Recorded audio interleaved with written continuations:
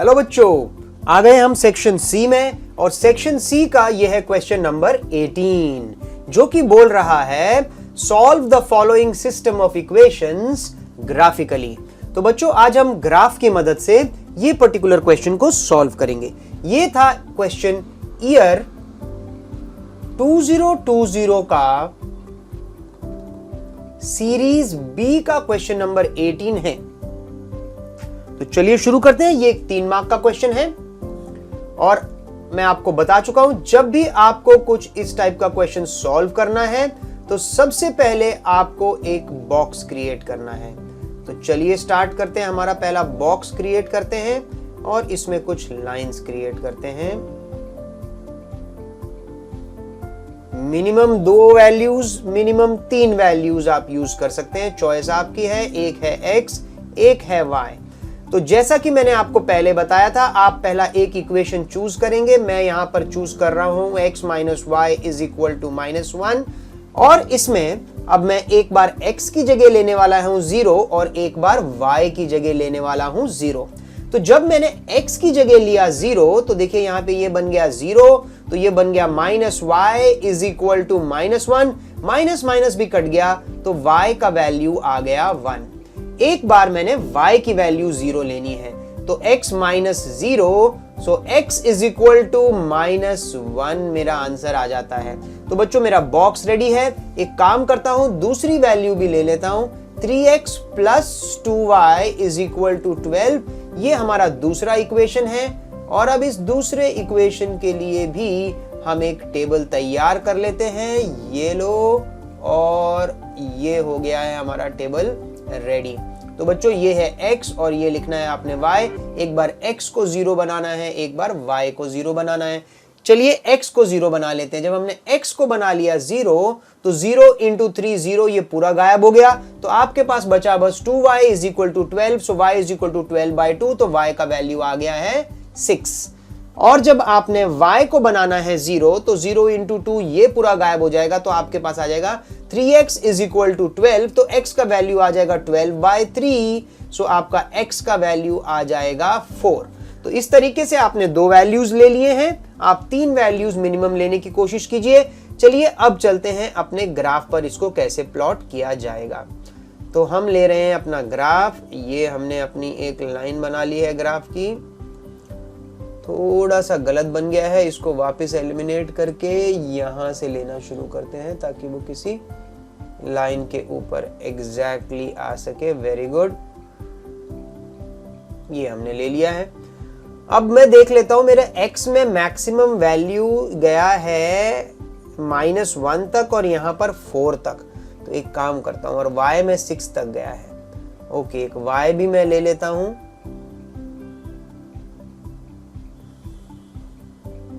ये देखिए ऐसे ले लिया मैंने। यहाँ पर भी एक और यहाँ पर भी एरो मैंने ऐसे डाल दिया है। अब चलते हैं वैल्यूज लेने के लिए। ये 0 हो गया है, ये ले लेता हूँ मैं 1, यहाँ पर 2, 3, 4, 5, 6। x का मैक्सिमम वैल्यू 4 तक गया है और माइनस में x का वैल्यू -1 तक गया है। एक काम करते हैं, -1, -2, -3। y में मैक्सिमम वैल्यू 6 तक गया है। सो 1, 2, 3, 4, 5 और 6। ठीक है, 1, 2, 3, 4, 5, 6। नेगेटिव में -1, -2, -3 ऐसे छोड़ देते हैं। चलिए अब प्लॉट करना शुरू करते हैं। पहली वैल्यू x का 0 y का 1, x का 0 y का 1, ये रहा हमारा 0,1। चलिए दूसरा x का -1 y का 0, x का -1 y का 0, ये रहा -1,0। तो भाई 2 पॉइंट तो हमारे ऐसे ऐसे आ गए। चलिए इनसे पास होती हुई एक लाइन बना देते हैं। सो रेड कलर इस्तेमाल करने वाला हूं मैं और ऐसे इनसे पास होती हुई लाइन मेरी जा रही है। इसी लाइन को मैं आगे की तरफ ले जाता हूं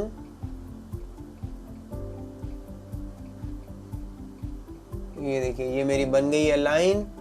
लाइन के दो एंड पॉइंट्स हम बना देते हैं ऐसे, और इस लाइन के ऊपर इसी का इक्वेशन लिख देते हैं x minus y equal to -1। ठीक है, अब बनाते हैं दूसरे के पॉइंट्स प्लॉट करने के लिए मैं ले लेता हूं ग्रीन कलर, यानी सेकंड का x का 0 y का 6, x का 0 y का 6। तो भाई इधर आ गया आपका पॉइंट 0,6, और दूसरा पॉइंट ले लेते हैं x का 4 y का 0, x का 4 y का 0। तो ये रहा हमारा वो दूसरा पॉइंट। चलिए इसके थ्रू जाने वाली भी लाइन हम बना लेते हैं।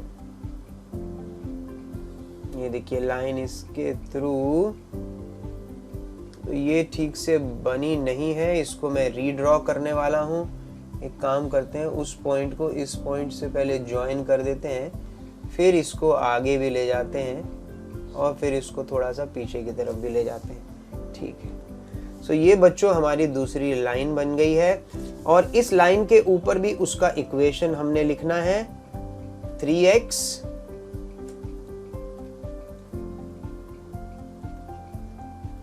Plus 2y is equal to 12।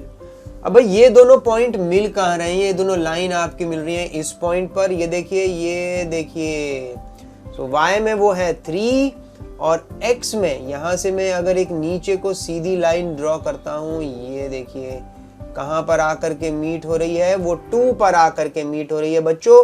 तो मेरा x का वैल्यू है 2 और y का वैल्यू है 3। तो इस क्वेश्चन का फाइनल आंसर हमारे पास आ जाता है x, y इक्वल टू 2, 3। तो बच्चों ये हमने क्वेश्चन नंबर 18 ग्राफिकल मेथड से सॉल्व किया है। मेरा कुछ सजेशन है आपके लिए, आप 3 वैल्यूज जरूर लिया कीजिए। ठीक है, कुछ टीचर्स ये स्पेसिफाई करते हैं कि मिनिमम किसी भी टेबल में 3 वैल्यूज होनी चाहिए। मैंने आपको जल्दी से 2 वैल्यूज के साथ बता दिया है, एक बार x को 0 y को 0, एक बार यहां भी x को 0 y को 0। एक थर्ड वैल्यू आप जरूर ले लें, और उसमें x आप प्लस में ले लें, माइनस में ले लें, चॉइस आपकी है, या y प्लस में माइनस में ले लें, चॉइस आपकी है।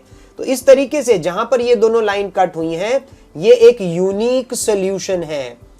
यूनिक सॉल्यूशन, आपको पता है यूनिक सॉल्यूशन, जब 2 लाइंस किसी एक पॉइंट पे कट होती हैं उसको हम यूनिक सॉल्यूशन बोलते हैं। सो ये कट हुई हैं 2,3 पर, सो 2,3 हमारा ग्राफिकल सॉल्यूशन है इसका। चलते हैं बच्चों क्वेश्चन नंबर 19 की तरफ। My dear students, this is question number 19, और क्वेश्चन नंबर 19 आपको करना है क्रॉस मल्टीप्लिकेशन मेथड से।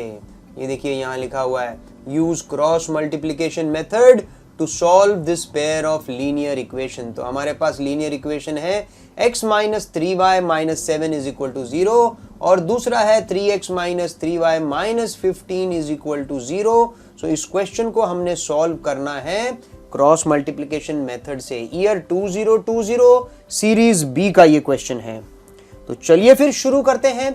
जब भी आपको एक लीनियर इक्वेशन दिया जाएगा, यहां पे पेयर ऑफ इक्वेशंस दिए गए हैं, सबसे पहला काम होगा हमको इसमें से a, b और c छांटना। तो एक काम करते हैं, पहले वाले इक्वेशन को देख लेते हैं। a1 की वैल्यू हमारे पास आ गई है 1, राइट, और b1 की वैल्यू आ गई है हमारे पास -3, और c1 की वैल्यू आ गई है -7। ये मैंने तीनों इसमें से निकाली हैं। ये देखिए 1, -3 और -7। वैसे ही दूसरे इक्वेशन से a2 की वैल्यू निकालने वाले हैं 3, और b2 की वैल्यू निकालने वाले हैं -3, और c2 की वैल्यू निकालने वाले हैं -15। एक बार आपको a, b और c की वैल्यू आ जाए तो आपको पता है क्रॉस मल्टीप्लिकेशन मेथड में x अपॉन नीचे होता है b1 c2 minus b2 c1 is equal to y upon c1 a2 minus c2 a1, और तीसरे में होता है 1 upon a1 b2 minus a2 b1। ये देखिए ये सब है। अब एक काम करते हैं, x अपॉन आपकी भाई जो भी वैल्यूज हैं B1 C2 की वो सब यहां से देख देख के फिट कर देते हैं। तो चलिए ये बन जाता है x अपॉन -3 मल्टीप्लाइड बाय -15, इसको एक साथ ले लेते हैं, माइनस दूसरा आ जाएगा -3 इंटू -7, y के अपॉन में आ जाने वाला है हमारे पास -7 इंटू 3, एक ब्रैकेट में डाल देते हैं, माइनस दूसरा आ जाता है -15 इंटू -1, और फिर आ जाएगा 1 अपॉन 1 मल्टीप्लाइड बाय -3, एक तरफ आ जाएगा, और -3 इंटू -3, ये एक और आ जाएगा। अच्छा बच्चों, जब आप यहां तक पहुंच गए हैं, अब आपको आ जाएगा x अपॉन, इसको सॉल्व कर देते हैं, 5 3 ज़ा 15 और 50 प्लस इंटू माइनस प्लस 15 3 ज़ा 45, सो ये बन जाएगा 45 minus 21 is equal to y upon 7 3 ज़ा 21 माइनस 21 प्लस 15 आपके पास आ जाने वाला है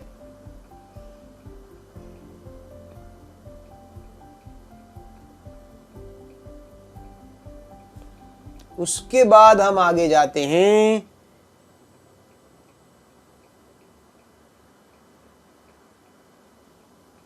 एक मिनट, शायद यहां कुछ गलती हो गई है क्या। C2 इंटू A1, C2 -15 था और A1 1 था। हाँ, यहाँ पर हमने गलती से A1 की जगह देखिए अभी गड़बड़ कर देते ना, सो माइनस इंटू प्लस, तो ये हो गया +15, ठीक है। अब आ जाते हैं 1 अपॉन, यहाँ पर 1 इंटू -3 और माइनस इंटू माइनस +9। तो बच्चों अब हमारे पास ये जो भी वैल्यूज आ गई हैं, इसमें हम ले लेते हैं x के ऊपर कितना आ गया है, x के नीचे आ जाएगा, इनको सॉल्व करके 24 इज इक्वल टू y के नीचे आ जाएगा -6, और यहां पर 1 के नीचे आ जाएगा 9 -3 6। अब लास्ट स्टेप में आ जाते हैं। अब हमें x और y को एक साथ इक्वेट करना है। एक काम करते हैं, यहाँ पे थोड़ी सी जगह है, हम उसका इस्तेमाल करके अपने क्वेश्चन को यहीं पर सॉल्व कर देंगे। काम करते हैं, मैं रेड कलर ले लेता हूं ताकि आराम से डिस्टिंग्विश कर सकें हम। So x upon 24 is equal to 1 upon 6। So 24 इधर चला जाता है तो मेरा x का वैल्यू आ जाता है 24/6। सो जिसको सॉल्व करने से मेरा x का वैल्यू आ जाएगा 4, क्योंकि 6 4 ज़ा 24 होता है। दूसरी तरफ y अपॉन -6 ले रहा हूं और 1 अपॉन 6 ले रहा हूं, यहां पर भी ये बन जाएगा y इक्वल टू -6/6, जो कि कैंसिल होके -1 आ जाता है। तो बच्चों फाइनली x का वैल्यू मेरा आ गया है 4 और y का वैल्यू आ गया है मेरा -1। तो बच्चों ये था क्वेश्चन नंबर 19, जो कि क्रॉस मल्टीप्लिकेशन मेथड से करना है। आई थिंक इस साल क्रॉस मल्टीप्लिकेशन मेथड हमारे सिलेबस से डिलीट कर दिया गया है। तो चलते हैं फिर क्वेश्चन नंबर 20 की तरफ। Students, this is question number 20 in an AP. तो ये क्वेश्चन को एक बार हमारा काम होता है कि उसको अच्छे से पढ़ना और जो जो इंपॉर्टेंट चीजें हैं उनको अंडरलाइन करना। इन एन एपी, तो भाई हमको एक एपी दिया गया है, हमको गिवन क्या दिया है, A5 है, हमको कॉमन डिफरेंस D भी दिया है, AN का वैल्यू भी दिया है, और आपको पता करना है कि भाई इसमें N कितना है और SN कितना है। तो चलो ये हमें पता चल गया है कि इसमें हमें करना क्या है। तो अब चलिए लगाते हैं अपना कुछ गिवन इंफॉर्मेशन। ये ईयर 2020 का सीरीज B का 3 नंबर का क्वेश्चन था। तो बच्चों हमें दिया है A का वैल्यू 5, D का वैल्यू दिया गया है 3 और AN का वैल्यू दिया गया है 50। तो बच्चों सबसे पहले हम जो अपना फॉर्मूला लगाने वाले हैं वो लगाने वाले हैं ये, AN is equal to A plus N-1D। आपको पता है ये फॉर्मूला हमको सबसे पहले लगाना पड़ता है, 2 ही फॉर्मूले हैं, तो ये फॉर्मूला हमने अच्छे से आपको याद रखना है। AN is equal to A plus N-1D। अब इसमें बच्चों में AN की वैल्यू फिट कर देता हूं 50, A की वैल्यू दी गई है 5, वो भी फिट कर दी जाएगी, n नहीं दिया है, d का वैल्यू 3 दिया है, वो भी मैं फिट कर देता हूं। अब आगे चलते हैं, 5 को ले जाते हैं दूसरी तरफ, तो वो बन जाएगा 50 माइनस 5 और यहां बचेगा n माइनस 1 इंटू 3। सो मैं 3 के साथ इन दोनों को मल्टीप्लाई करने वाला हूं, तो ये बन जाने वाला है 3n माइनस 3। अब 50 माइनस 5 बन जाता है बच्चों 45। दूसरी तरफ हमारे पास रह जाता है 3n माइनस 3। माइनस 3 को मैं बच्चों दूसरी तरफ ले जाने वाला हूं, तो 45 प्लस 3 बन जाएगा is equal to 3n। 45 plus 3 बन जाएगा 48 इज इक्वल टू 3n।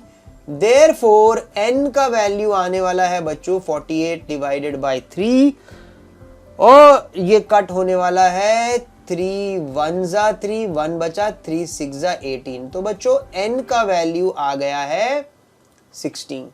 तो भाई ये हमारा पहला आंसर, पहले पार्ट का आंसर आ चुका है। देखिए क्वेश्चन में पूछा है find the value of n। एक बार आपके पास n आ जाए, अब हमें Sn कैलकुलेट करना है। Sn का फॉर्मूला आपको पता है, n/2 in bracket a plus an की वैल्यू। ये देखिए फॉर्मूला है, इसको भी हम डाल देते हैं एक ब्रैकेट के अंदर। ये फॉर्मूला भी आपको याद होना चाहिए। अब Sn चाहिए, जब n की वैल्यू 16 है यानी हमें यहां पर S16 कैलकुलेट करना है। n की वैल्यू डाल देते हैं 16 डिवाइडेड बाय 2, ब्रैकेट के अंदर a की वैल्यू देखो बच्चों 5 दी हुई थी, वो हमने डाल देनी है, और an की वैल्यू हमारे पास 50 है, वो भी हमने यहां पर डाल देनी है। तो बन जाएगा S16 इज इक्वल टू 216 को कट करता है 8 हमारे पास आ जाएगा। ब्रैकेट के अंदर 50 प्लस 5 55 हो जाता है बच्चों। सो S16 की वैल्यू हो जाती है 55 मल्टीप्लाइड बाय 8, जो कि आंसर देती है 440। तो बच्चों इसका फाइनल आंसर हमारे पास 2 आ गया है, वो भी आपको ऐसे बॉक्स में बंद कर देना है। ठीक है, यहां मैं चाहूं तो आपको अच्छे से उसको शेड भी करके आपको दिखाऊंगा कि भाई पहला आपको n कैलकुलेट करना था, आपने n कर लिया। दूसरा आपको Sn कैलकुलेट करना है, तो आपने Sn भी ऐसे कैलकुलेट कर देना है। तो इसमें क्या होता है कि बच्चों जब आप ऐसे अपने आंसर को अच्छे से लिखते हैं ना, तो बस एक ही चीज होती है कि टीचर जब इस पेपर को चेक कर रहा होगा, वो बोलेगा भाई n और Sn 2 कैलकुलेट करने हैं। चलिए n आ गया बच्चे का, बच्चे का सही आ गया है, दे दो इसको। मान लेते हैं ये 2 नंबर का था, तो आपको मिल जाएंगे 2 नंबर। अच्छा Sn कैलकुलेट किया है बच्चे ने, Sn सही कैलकुलेट कर लिया है, तो भाई इस बच्चे को दे दो 1 नंबर। तो टोटल आपको 3 में से 3 मिल जाएंगे। तो आपका पेपर प्रेजेंटेशन भी थोड़ा सा अच्छा होना चाहिए, जिसमें जो फॉर्मूले आप यूज कर रहे हैं वो क्लियरली अच्छे से दिखने चाहिए एग्जामिनर को, और आपका फाइनल आंसर भी क्लियरली दिखना चाहिए। देखिए आपको अलग अलग टाइप के पेन तो यूज करना अलाउड नहीं है, बट डेफिनेटली आप बॉक्सेस या अंडरलाइन कुछ ऐसे करके अपने उस आंसर को हाईलाइट जरूर और जरूर करें। तो बच्चों चलते हैं, ये था क्वेश्चन नंबर 20। क्वेश्चन नंबर 21 की तरफ चलते हैं। हेलो बच्चों, ये है क्वेश्चन नंबर 21। क्वेश्चन बोलता है show that tan 48 degree multiplied by tan 23 degree multiplied by tan 42 degree multiplied by tan 67 degree is equal to 1। तो इस टाइप का क्वेश्चन जब आपके सामने आएगा, तो आपको जो पहला काम जो करना है वो है 48 को 62 के पास में लिख देना है और 23 को 67 के पास में लिख देना है। देखिए मैं क्या बोलना चाह रहा था, आपने इसको लिखना है tan 48 degree multiplied by tan 42 degree. ठीक है, ये एक ब्रैकेट में हो गया है, तो वैसे सारे मल्टीप्लाई, और दूसरे ब्रैकेट में आपके पास आ जाना है tan 23 degree into tan 67 degree. अब आगे चलते हैं बच्चों। अब एक फॉर्मूला हमें पता होना चाहिए, वो है कि tan 90 minus theta is equal to cot theta. भाई ये कॉम्प्लीमेंट्री एंगल के हैं। अगर तो आप ईयर 2021 में एग्जाम दे रहे हैं, तो भाई ये है आपके पोर्शन से डिलीटेड। ये हमारा इंट्रोडक्शन टू ट्रिग्नोमेट्री में कॉम्प्लीमेंट्री एंगल से रिलेटेड है। तो अगर तो आप 2021 ईयर में पेपर दे रहे हैं, तो भाई ये डिलीट है, आप इसको अवॉइड कर सकते हैं। बट फिर भी अगर आपका जनरल नॉलेज के लिए आप देख रहे हैं और किसी और कॉम्पिटिटिव एग्जाम के लिए देख रहे हैं तो प्लीज देखते रहिए, because tan 90 minus theta cot theta बन जाता है। तो tan 48 को भाई मैंने लिख देना है tan 90 माइनस 42, ठीक है ना। 90 माइनस 42 करने से भी 48 आ जाएगा, और दूसरी तरफ मैंने tan 42 को वैसे ही रहने देना है। अच्छा, दूसरे ब्रैकेट में tan 23 को भी क्या मैं ऐसे लिख सकता हूं, tan 90 माइनस 67, और दूसरी तरफ tan 67 को मैंने वैसे ही रहने देना है। अच्छा, ये करने से ऐसा होगा कि tan 90 माइनस थीटा का मतलब होता है cot थीटा, तो यहाँ tan 90 माइनस 42 हो जाएगा tan 90 माइनस थीटा, तो ये मेरा बन जाने वाला है cot 42 degree multiplied by tan 42 degree, और यहां पर tan 90 माइनस 67 बनने वाला है cot 67 degree multiplied by tan 67 degree.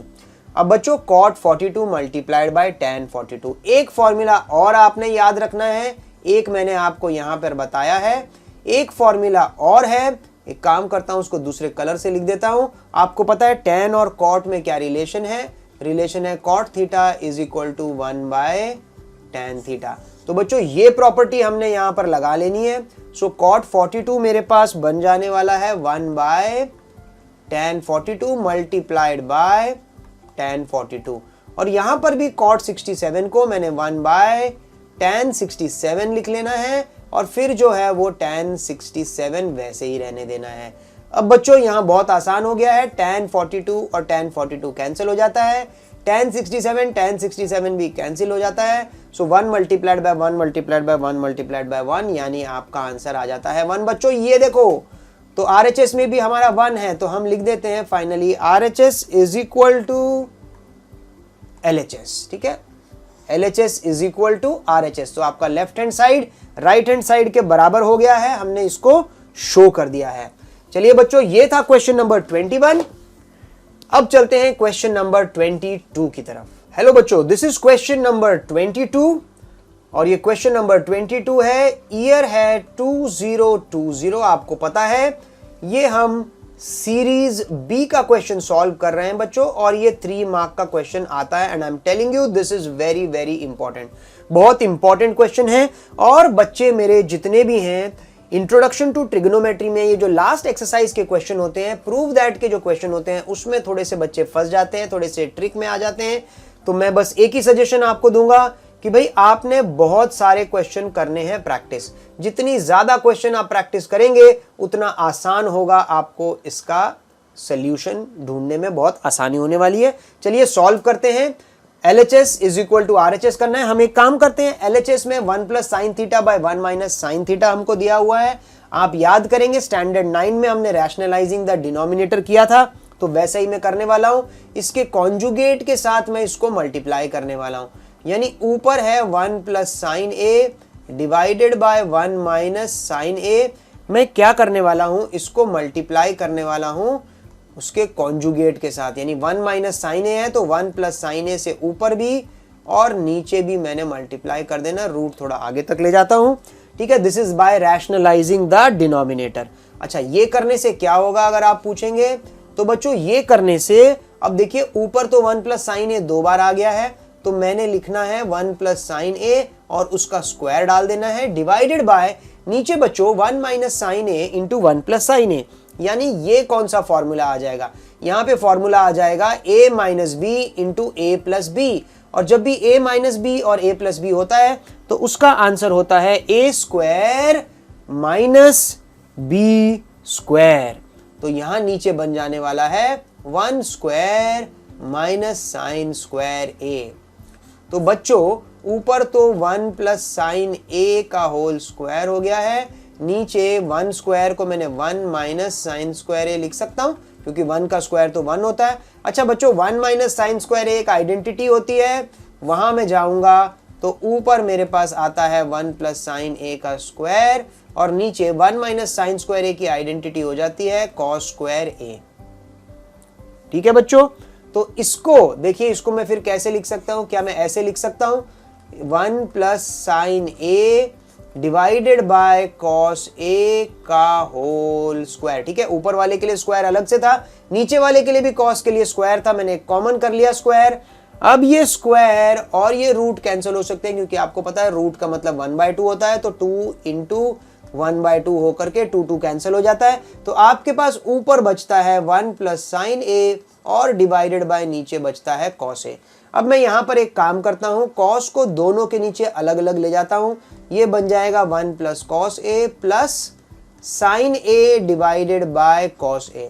बच्चों 1 बाय कॉस ए के लिए आइडेंटिटी एक होती है, आइडेंटिटी तो नहीं कह सकते, फॉर्मूला कह सकते हैं। 1 बाय कॉस ए का फॉर्मूला होता है सेक ए और sign A bye cos A का एक फॉर्मूला होता है tan ए। तो बच्चों हम पहुंच गए RHS के ऊपर, तो हम फाइनली लिखने वाले हैं therefore LHS is equal to RHS।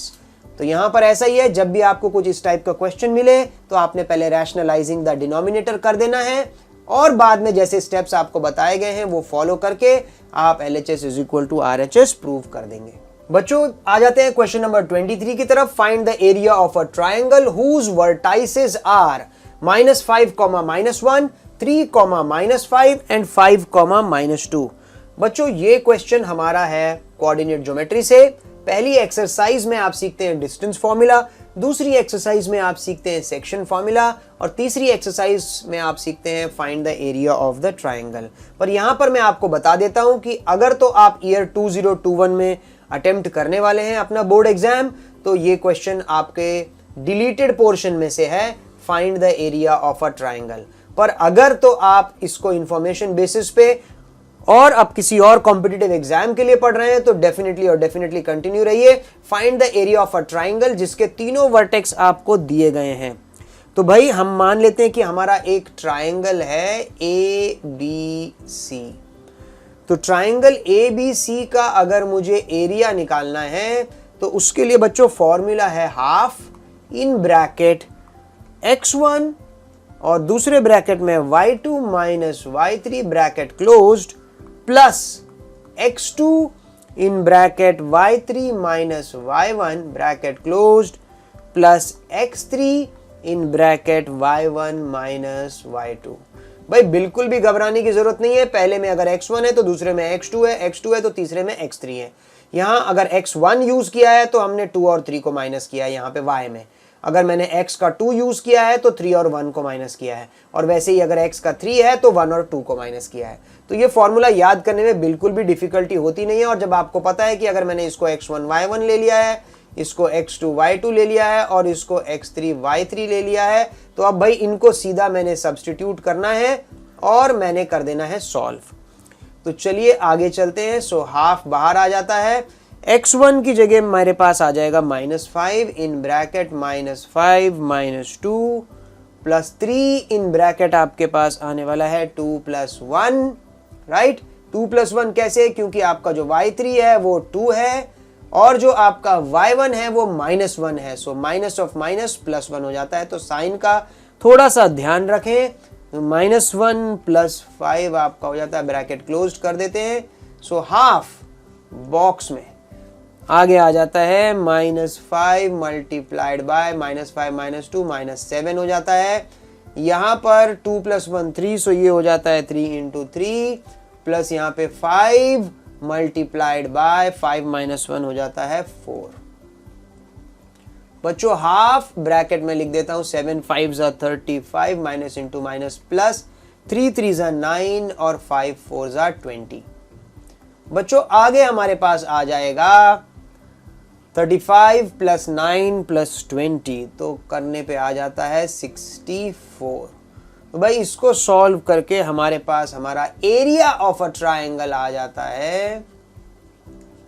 ABC triangle का एरिया 64, यानी कि 2 3 = 6 2 2 = सो आपका आंसर आ जाता है 32 स्क्वायर यूनिट्स।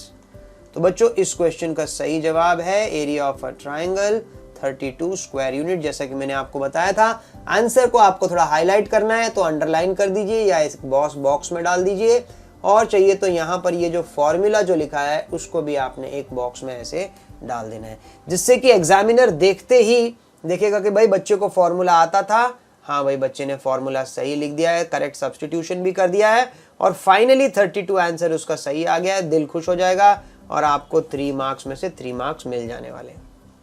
चलते हैं बच्चों अगले क्वेश्चन की तरफ, क्वेश्चन नंबर 24। बच्चों दिस इज क्वेश्चन नंबर 24। ये हमारा 24th क्वेश्चन है ईयर 2020 सीरीज बी के 3 मार्क का। ये ट्राइंगल चैप्टर का बहुत ही सिंपल सा क्वेश्चन है। चलिए इसको करते हैं सॉल्व। क्वेश्चन में दिया है एबीसी एक आइसोसेलेस ट्राइंगल है। तो सबसे पहला काम हमारा होगा कि एक आइसोसेलेस ट्राइंगल यहां पर ड्रॉ कर लेते हैं।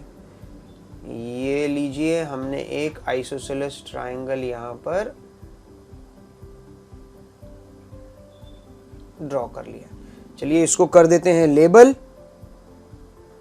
और हमें ये प्रूव करना है कि ये ABC एक राइट ट्राइंगल है। इसलिए बच्चों मैंने ऐसे करके एक राइट ट्राइंगल जैसे शेप में आपको बनाया है। ये A, B और C,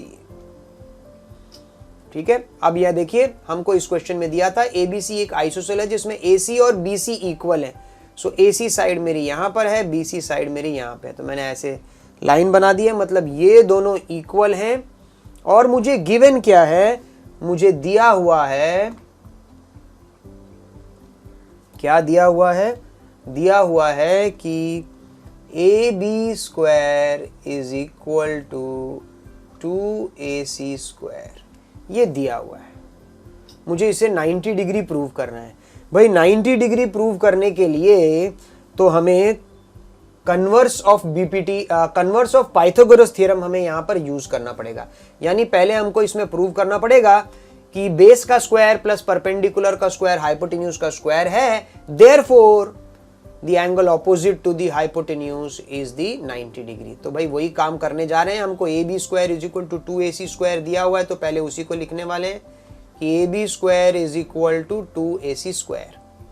अच्छा बच्चों, अब मैं क्या ऐसे लिख सकता हूं, AC स्क्वायर 2 बार लिखा है, तो क्या मैं इसको AC square plus AC square ऐसे लिख सकता हूं? बिल्कुल लिख सकता हूं।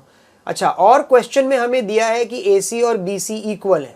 तो मैं एक काम करता हूं, एक AC की जगह क्या मैं BC लिखूं तो कोई प्रॉब्लम है? बिल्कुल प्रॉब्लम नहीं है।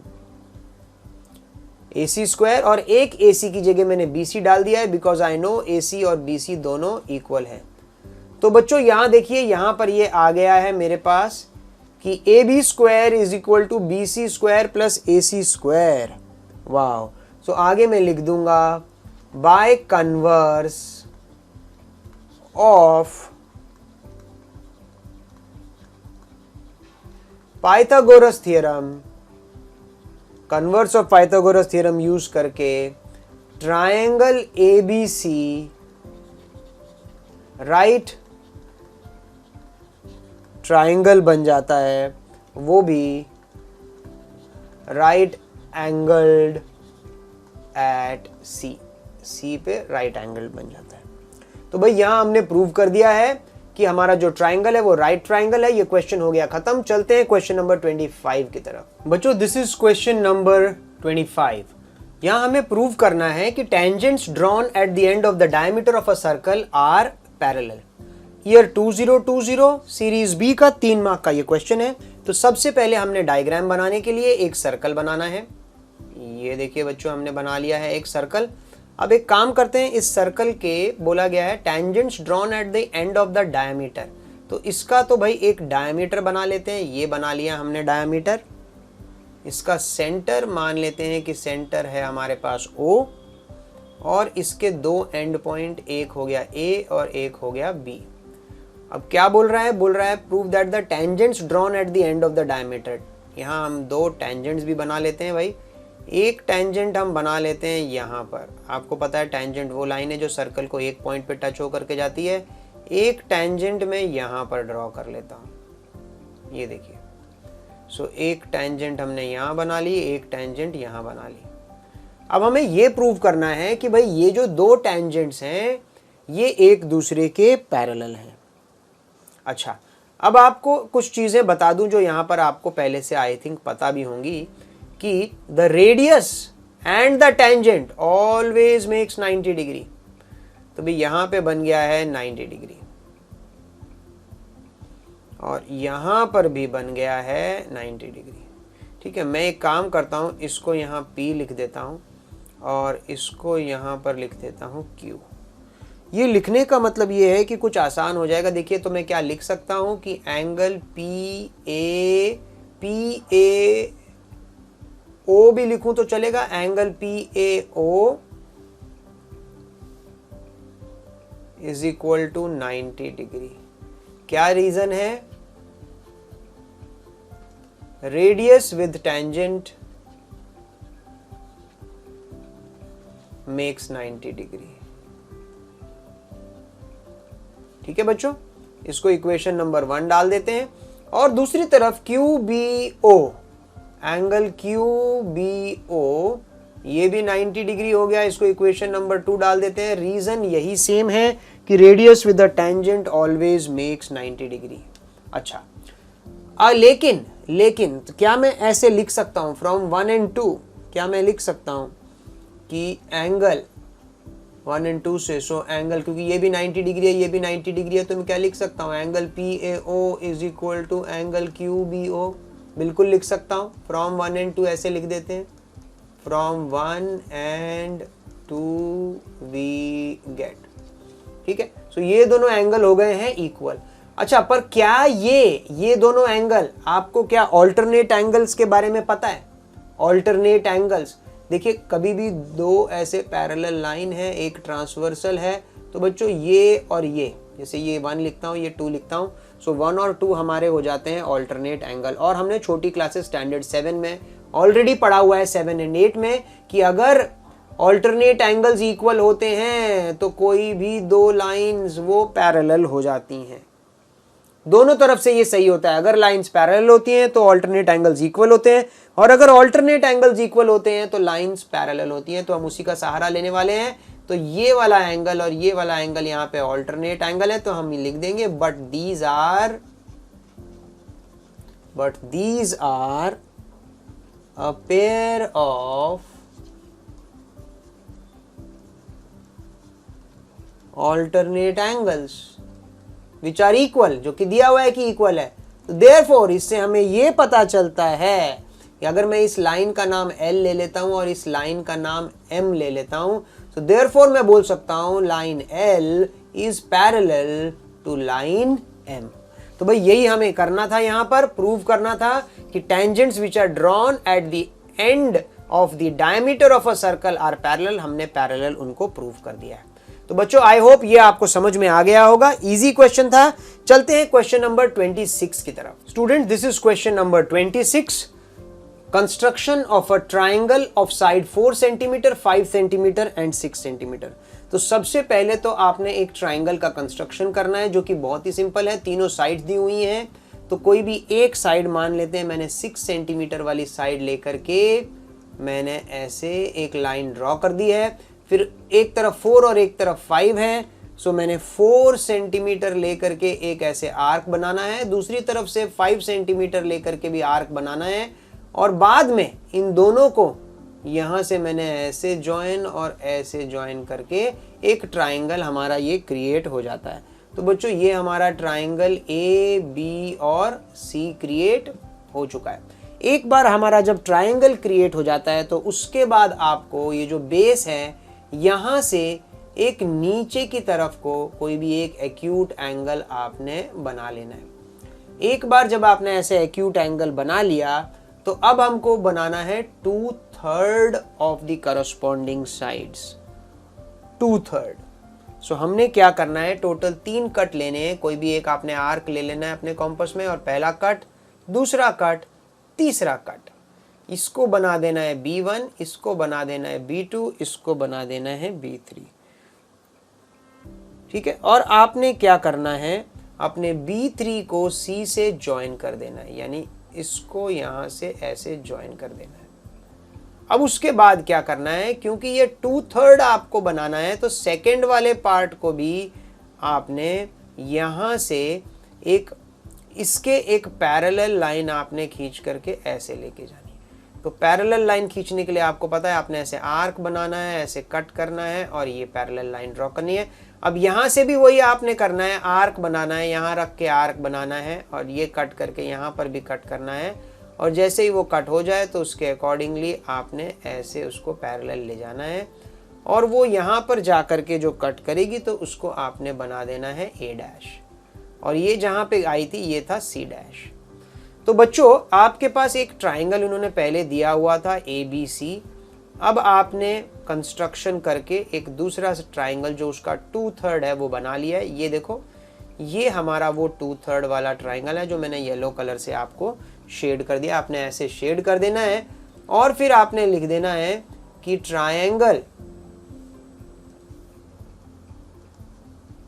A dash B C dash is the required triangle, which is 2/3 of triangle ABC। 2/3 मतलब उससे छोटा ट्राइंगल। तो ये बन गया है। आपने स्टेप्स ऑफ कंस्ट्रक्शन जरूर लिखनी है। स्टेप्स ऑफ कंस्ट्रक्शन के भी पॉइंट होते हैं, आपने सारे स्टेप्स लिखने हैं। जैसे जैसे आप करते जाएंगे कि take a line of 6 centimetre, then cut an arc okay of 4 centimeter and 5 centimeter from point B and C, then you make a triangle and all that। सारे स्टेप्स आपको लिखने हैं। बच्चों ये वाला जो कंस्ट्रक्शन है ये ईयर 2021 के लिए तो इन्होंने डिलीट कर दिया है कोविड के कारण। तो चलते हैं हम क्वेश्चन नंबर 27 की तरफ। Student, this is question number 27। The length of the minute hand of a clock is 14 centimetre. Find the area swept by the minute hand in 5 minutes. Very very important question. चलिए इसको करना शुरू करते हैं। इस question में हमें दिया गया है कि एक क्लॉक है, तो एक क्लॉक ड्रॉ कर लेते हैं। क्लॉक एक सर्कल जैसा ड्रॉ कर लेते हैं और क्लॉक में कुछ नंबर्स भी हमारे पास हमको पता है, 12, 1, 2, यहाँ पे 3, यहाँ पे 6, यहाँ पे 9, तो 7, 8 और 10 और 11 और 12। ठीक है, अब आपके पास बोला है जो मिनट हैंड है वो 14 सेंटीमीटर लंबी है। मान लेते हैं भाई ये हमारी मिनट हैंड है, तो मिनट हैंड की लेंथ जो है वो हमारे पास आ गई है 14 सेंटीमीटर। और बोलता है find the area swept by the minute hand in 5 minutes. 5 minute में मान लेते हैं घड़ी यहाँ से यहाँ पहुँच गई। तो भाई ये जो डिस्टेंस जो इसने ट्रैवल किया है ये तो भाई बच्चों मुझे तो लग रहा है ये एक सेक्टर है। आपको क्या लगता है? एक ये सेक्टर है। तो एक सेक्टर का हमें निकालना है बच्चों अब एरिया। सो ये हमारा एक सेक्टर बन गया है। सेक्टर का एरिया का फॉर्मूला बच्चों हमें निकालना पड़ेगा, वो है theta by 360 pi R square. तो बच्चों थीटा मतलब कि ये जो एंगल है ये हमें पता होना चाहिए। ठीक है बच्चों, पूरा एंगल कितना होता है? पूरा एंगल होता है 360 degree. 360 degree divided by total कितने पार्ट्स में हम लोग उसको डिवाइड कर रहे हैं? 12 पार्ट्स में डिवाइड कर रहे हैं। सो 12 3 जा 36। तो ये बच्चों हमारा थीटा जो है वो 30 डिग्री आ जाता है। तो ऐसे 30 बाय 360 इंटू पाई होता है 22/7 और रेडियस हमको दिया है 14 इंटू 14। तो चलिए कैंसिलेशन शुरू करते हैं। 7 2 जा 14 कट गया, यहाँ पे 0 0 कट गया, 3 1 जा 3, 3 2 जा 12 इधर आ जाता है। सो 2 के टेबल में 2 6 जा मैं 12 कट कर सकता हूँ। अब 3 और 2 के टेबल से कट कर सकता हूँ, 2 3 जा 6 और 2 11 जा। तो बच्चों हमारे पास फाइनली बचता है 11 इंटू 14 बाय 3। सो 11 इंटू 14 बाय 3 बन जाता है 154/3, जिसको सॉल्व करने से आता है 51.33 सेंटीमीटर स्क्वायर। तो बच्चों अपने आंसर को डाल देते हैं बॉक्स के अंदर ताकि वो अच्छे से दिखे। और ये क्या निकाला था हमने? ये था हमारा area swept by minute hand. बच्चों दिस वाज क्वेश्चन नंबर 27। चलते हैं क्वेश्चन नंबर 28 की तरफ। Hello student, this is question number 28। Year 2020 series B का सेकेंड लास्ट क्वेश्चन है। ये एक 3 मार्क्स का क्वेश्चन है। Find the area of the shaded region. आपको यहाँ डायग्राम दिखाई दे रहा होगा। इसमें ये जो शेडेड रीजन है BCDB, ये शेडेड रीजन का हमें एरिया निकालना है। और ये दो कॉन्सेंट्रिक सर्कल आपको दिख रहे हैं। कॉन्सेंट्रिक सर्कल ऐसे सर्कल होते हैं जिनका सेंटर एक ही होता है। तो ये छोटा वाला सर्कल और बड़ा सर्कल दोनों का सेंटर O है, और छोटा वाला जो रेडियस है वो हमारे पास 7 दिया गया है, और जो बड़ा वाला जो रेडियस है वो हमारे पास 14 सेंटीमीटर दिया है। तो और एंगल बीच का एंगल AOC आपको दिया गया है 40 डिग्री। तो भाई क्वेश्चन ज्यादा डिफिकल्ट है नहीं। इसमें भी हमें क्या करना है, एरिया ऑफ शेडेड रीजन निकालने के लिए मैं क्या करूंगा, एरिया ऑफ सेक्टर, ठीक है, पहले बड़ा वाला जो सेक्टर है यानी कि OA, ठीक है ना, OA सेक्टर OACO, ये वाला जो सेक्टर है, ये बड़े वाले सेक्टर में से मैं छोटे वाला जो सेक्टर है, छोटा वाला सेक्टर यानी OBDO, वो मैं निकालने वाला हूं। OBDO, ये बड़े सेक्टर में से छोटा सेक्टर माइनस कर दूंगा तो ऑटोमेटिकली मेरे पास शेडेड रीजन का आंसर आ जाएगा। तो भाई बड़ा वाला जो सेक्टर है उसका भी फॉर्मूला एक ही है, theta by 360 pi R square. Theta है 40 divided by 360 into pi into R कितना है, बड़े वाले का जो आर था वो 14 था, सो 14 square minus theta by 360 pi into 7 square. तो बच्चों ऐसे में आप इसको सॉल्व ना करें, कुछ कॉमन निकाल लें। तो मैं एक काम करता हूँ, 40 बाई 360 दोनों में दिख रहा है, कॉमन निकाल लेता हूँ। पाई 22 बाई 7 दोनों में दिख रहा है, कॉमन निकाल लिया। अंदर बचता है 14 स्क्वायर माइनस 7 स्क्वायर। तो अब इसको बच्चों आप आराम से कट कर सकते हो, आराम से कट कर सकते हो। और यहां पर भी एक काम करते हैं, 40 बाई 360 इंटू 22 बाई 7 इंटू इसको a square minus B square, तो a प्लस बी और a माइनस बी के फॉर्मूले से भी आप कर सकते हो, बिल्कुल कर सकते हो बच्चों। यहाँ पे ये 0 0 आपका इजीली कैंसिल हो सकता है। 4 के टेबल में 4 9 36 इजीली कट हो सकता था, ठीक है। तो हमारे पास यहाँ बचता है 22 डिवाइडेड बाय यहाँ नीचे 9 इंटू 7 इंटू यहाँ 14 में हमने प्लस करना है 7 और दूसरे ब्रैकेट में माइनस करना है। तो 14 प्लस 7 आपका 21 हो जाता है और 14 माइनस 7 7 हो जाता है। बच्चों ऐसे करने पे ये 7 और ये 7 इजीली कट हो गया, ठीक है। अब हमारे पास आ जाता है ऊपर 22 इंटू 21 डिवाइडेड बाय 9। 22 इंटू 21 आपका हो जाता है 462। इसको हमने डिवाइड कर देना है 9 के साथ। 9 के साथ डिवाइड करने पे आंसर हमारा आ जाता है 51.33 सेंटीमीटर स्क्वायर। तो बच्चों ये था इस क्वेश्चन का आंसर।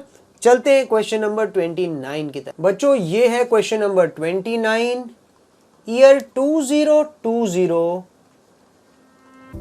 सीरीज बी का 3 मार्क का लास्ट क्वेश्चन है। इसके पास हमारे पास इसके बाद बचेगा सिर्फ सेक्शन डी।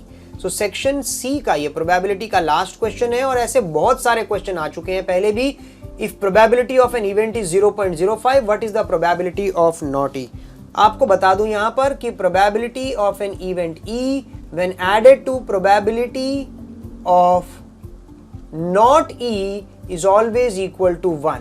तो भाई ये एक हमारे पास फॉर्मूला है कि probability of an event plus उसका कॉम्प्लीमेंट इज ऑलवेज 1। हमारे क्वेश्चन में प्रोबेबिलिटी ऑफ एन इवेंट 0.05 हमको दे दिया है।